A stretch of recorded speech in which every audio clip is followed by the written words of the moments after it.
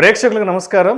September 9, 10 తారీఖుల్లో అంటే శనివారం, ఆదివారం ప్రముఖ స్టాక్ మార్కెట్ అనలిస్ట్ సుందరరామరెడ్డి గారు ఆప్షన్స్ ట్రేడింగ్ మీద awareness and educative webinar conduct చేయబోతున్నారు. దీనికి 3,000 రూపాయలు ఫీజు పే చేయవలసి ఉంటుంది.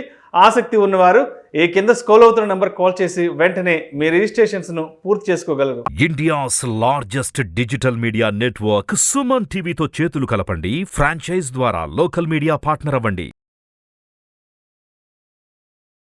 నమస్తే, వెల్కమ్ టు సుమన్ టీవీ. నేను విష్ణు. ప్రస్తుతంతో పాటు ప్రముఖ స్టాక్ మార్కెట్ అనలిస్ట్ సుందరరామరెడ్డి గారు ఉన్నారు. వారితో మాట్లాడదాం. సార్ నమస్తే. సార్ నమస్తే అండి. సుందరరామరెడ్డి గారు, ఏంటి అదానీ గ్రూప్ కి మరొకసారి ఆరోపణల సెగ మొదలైంది. సొంత కుటుంబ సభ్యులే ఏవో రహస్య పెట్టుబడులు, అజ్ఞాత పెట్టుబడులు పెడుతున్నారంటూ కూడా వార్తా కథనాలు వస్తున్నాయి. అండ్ మొన్నటికి మొన్న 2023 ప్రథమార్థంలోనే హిండెన్బర్గ్ ఇచ్చిన షాక్తో ఆల్మోస్ట్ ఫిబ్రవరి, మార్చి మొత్తం కూడా అదానీ గ్రూప్ అతలాకుతలమైంది. ఏంటి ఇప్పుడు ఈసారి ఎవరు ఈ ఆరోపణలు చేశారు? అండ్ ఈ ఆరోపణల తర్వాత అదానీ గ్రూప్, అదానీ అనుకో ఏ విధంగా ఖండించారు ఈ ఆరోపణల్ని? Right. So organized crime and corruption reporting projects అని ఒక యుఎస్ బేస్డ్ కంపెనీ ఉందండి. వాళ్ళు ఇప్పుడు ఈ రిపోర్ట్ జనరేట్ చేశారు. అండ్ వీళ్ళు చెప్పిన కొత్త విషయాలు ఏం లేవు. 2018 ముందు ఏం జరిగిందో అండ్ ఇంతకుముందు పాత రిపోర్ట్లు ఏదైతే ఉందో అదే చెప్పారండి. అండ్ మార్కెట్ అయితే అసలు రెస్పాండ్ అవ్వలేదు. ఇలాంటి రిపోర్ట్లు 100 జనరేట్ అయినా రెస్పాండ్ అవ్వరు. మార్కెట్ ఎప్పుడు కూడా ఫస్ట్ టైం రియాక్ట్ అవుతుంది తప్ప సేమ్ న్యూస్కి ఇంకోసారి రియాక్ట్ అవ్వదు. అలవాటు అయిపోతుంది. ఆల్రెడీ ఆ న్యూస్ ఇన్బిల్ట్ అయిపోతుంది. రెండోది, మార్కెట్కి అన్నీ తెలుసు, ఆ డేటా మీద పనిచేస్తుంది. ఆల్రెడీ సేమ్ అలిగేషన్స్ మీదే మన జనవరిలో పడిపోయింది స్టాక్. మళ్ళీ పడాల్సిన అవసరం లేదు. అండ్ మోర్ ఓవర్ వీళ్ళు చెప్పే రిపోర్ట్స్ ఏదైతే ఉందో అది 2018 ముందు జరిగింది. అంటే 5 years బ్యాక్ జరిగిన స్టోరీస్ అవి. వాళ్ళ కుటుంబ సభ్యులు లక్షల కోట్లు పంప్ చేశారని వాళ్ళు చెప్తున్నారు. పంప్ చేయాల్సిన అవసరం లేదండి, అఫీషియల్గా పెట్టుకోవచ్చు కావాలంటే.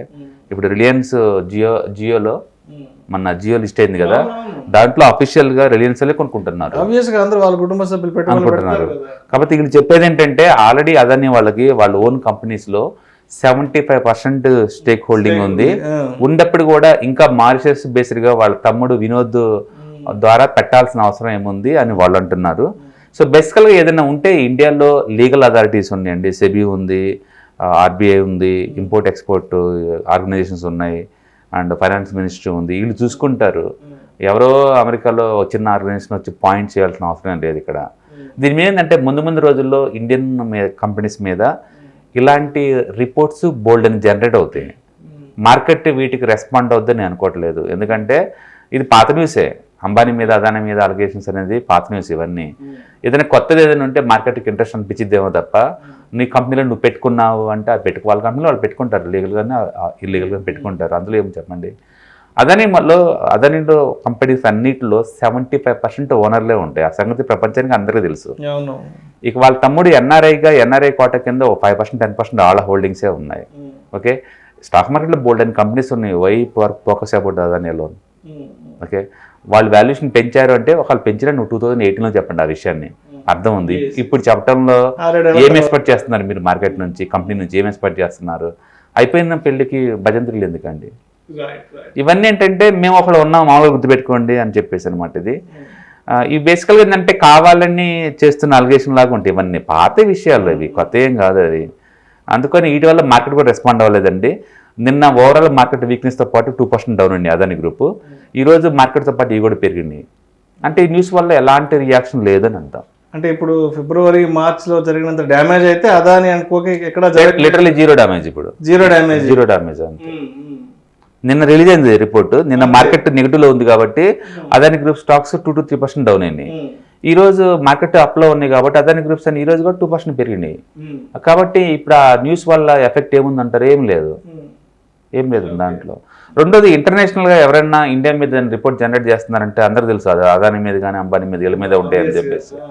అందుకని మార్కెట్ పెద్ద రెస్పాండ్ అవ్వదండి వీటికి. ఏదైనా కొత్త విషయం, లేటెస్ట్ ఫ్రాడ్స్ ఏదైనా ఉంటే మీకు దమ్ముంటే బయట తీయండి. 10 మందికి యూజ్ అవుతుంది. మీరు షార్ట్ డబ్బులు సంపాదించుకోవచ్చు. ఎప్పుడో 10 years బ్యాక్ జరిగింది, ఎప్పుడో 20 years బ్యాక్ జరిగింది. మార్కెట్కి ఎలాంటి ఉపయోగాలు ఉండవు వాటి వల్ల. ఏం ఉపయోగం ఉండదు వాటి వల్ల. కాకపోతే ఏంటంటే ఇది ఆర్గనైజ్డ్, అందరు కలిసి ఏదైనా షార్ట్ చేసి డబ్బులు సంపాదిద్దాం అన్నట్టు చూస్తున్నట్టున్నారు. ఏదైనా సరే ఇండియాలో లీగల్ సిస్టమ్ ఉంది. వాళ్ళకి చెప్పండి ఆ విషయం చెప్పాలనుకుంటే. సెబీకి చెప్పండి, కంప్లైంట్ చేయండి. మీకు కనుక షేర్స్ ఉంటే లేదా ఫైనాన్స్ మినిస్టర్ ఉంది దానికి ఇన్ఫార్మ్ చేయండి. ఇంతమంది లీగల్ అథారిటీ దాటుకొని నీ ఒక్కడికే రహస్యం తెలిసిన వాళ్ళకి చెప్పాల్సిన అవసరం లేదు. పైగా ఇది ఆల్రెడీ అవుట్ అయిపోయింది. ప్రజెంట్ ఎవరైనా చేస్తుంటే ఆ పనులు చెప్పండి. ప్రజెంట్ ఏదైనా కంపెనీలు ఇలాంటి ఫ్రాడ్ అని జరుగుతుంటే అలాంటివి చెప్పండి. ఎవిడెన్స్ సహా గవర్నమెంట్ పట్టుకుంటారు. ఎప్పుడో 2018 కన్నా ముందు జరిగింది మా తెలుసు అన్నటువంటి ఇప్పుడు ఏమో చెప్పండి. ఇది కంప్లీట్లీ అవుట్డేటెడ్ న్యూస్ అది. So market not responding. ఏదైనా సరే అదానీలో కార్పొరేటివ్ గవర్నెన్స్ ఇష్యూస్ ఉన్నాయనే విషయం ప్రపంచానికి మొత్తం తెలుసు. దాంట్లో ఎవరు పెట్టమన్నారు, పెట్టే వాళ్ళే పెట్టుకుంటారు. ఇండియా అంటే బోల్డెన్ కంపెనీస్ అదానీ ఒకటే కాదు కదా. సో అందుకని ఈ న్యూస్ వల్ల ఎంటైర్ మార్కెట్ కానీ అదాని కానీ ఏమైనా ఎఫెక్ట్ అవుతుందంటే ఏం లేదు. ఈరోజు మార్కెట్ 180 పాయింట్స్ పెరిగింది నిఫ్టీ. ఏం లేనట్టే కదా ఇంకా. సో మార్కెట్ రియాక్షన్ ఇంపార్టెంట్ తప్ప నువ్వేం చెప్పావన్నది ఇక్కడ ఇంపార్టెంట్ కానే కాదు. కాబట్టి ఈ రిపోర్ట్ వల్ల ఎలాంటి ఉపయోగం లేదు. సో మొత్తానికి ఓవరాల్గా హిండెన్బర్గ్ ఇచ్చినంత షాక్ అయితే మాత్రం ఈ ఓసీసీఆర్పి వాళ్ళు ఇచ్చిన ఆరోపణలు పెద్ద పసలేదు. అంబానీకి కూడా అదానికి కూడా ఎక్కడ డ్యామేజ్ జరగలేదు. నేను అంటుంది ఏంటంటే అప్పుడంటే కొత్త కాబట్టి మార్కెట్కి హిండెన్బర్గ్ కొంచెం వరల్డ్ వైడ్గా రిపిటేషన్ ఉంది కాబట్టి వాళ్ళు చెప్పిన లేవదెచ్చిన పాయింట్స్లో కొంచెం ఆన్సర్ చేయాల్సిన రెస్పాన్సిబిలిటీస్ కంపెనీకి ఉంది కాబట్టి మార్కెట్ కొంచెం రియాక్ట్ అయిందండి. ఇప్పుడు సేమ్ అలిగేషన్స్ కొత్త ఏం కాదు కదా. మళ్ళీ ఎన్ని మాటలు అలిగేట్ చేసిన అవే అలిగేషన్స్ అనుకోండి, మార్కెట్ రెస్పాండ్ అవ్వదు. ఒక న్యూస్కి ఒకసారి రియాక్ట్ అవుద్ది, మళ్ళీ రియాక్ట్ అవ్వదు మార్కెట్ ఎప్పుడు కూడా.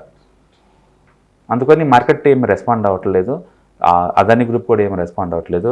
న్యూస్ అవుట్డేట్ ఆల్రెడీ ఈ రోజుతో అవుట్డేట్ అయిపోయింది అనుకోవచ్చు. సో బేసికల్గా ఏంటంటే అదాని వాటిలో కొంచెం కార్పొరేటివ్ గవర్నెన్స్ ఇష్యూ ఉన్నట్టు విషయం అందరూ తెలుసండి. బట్ ఇన్వెస్టర్స్కి మంచి వెల్త్ క్రియేట్ చేసింది. అందుకని ఇన్వెస్టర్స్ ఎవరైనా దాంట్లో ఉంటే అది నమ్మకంగా ఉంటారు. అంటే ప్రమోటర్కి 70% ఉంటుంది కాబట్టి లిటరల్లీ అది ప్రైవేట్ కంపెనీ కింద లెక్కే. అందుకని పబ్లిక్ ఎవరైనా దాని మీద ఇంట్రెస్ట్ లేదంటే దూరంగా ఉన్నది అది పడేదేం లేదు పెద్దగా. ఓకే, బట్ ఇంతకన్నా మించి కార్పొరేటివ్ గవర్నెన్స్ ఇచ్చిన కంపెనీస్ ఉన్నాయి కదా, వాటిలో ఇన్వెస్ట్ చేసుకుంటూ వెళ్ళిపోండి. నిన్న మొన్న జియో ఫైనాన్స్లో ముఖేష్ అంబానీ ఫ్యామిలీ కొంటున్నారు అందరూ. అది కాకపోతే దాంట్లో వాళ్ళకి 75% వాటా లేదు కాబట్టి ఎంతని పెంచుకోవచ్చు కాబట్టి వాళ్ళు లీగల్గానే పెంచుకుంటున్నారు వాటాని. అదే దీన్ని మారిసిస్తారు పెంచారని చెప్పేసి వాళ్ళు అలగేషన్ అంతే, అంత మించి ఏం లేదు. Thank you so much sir.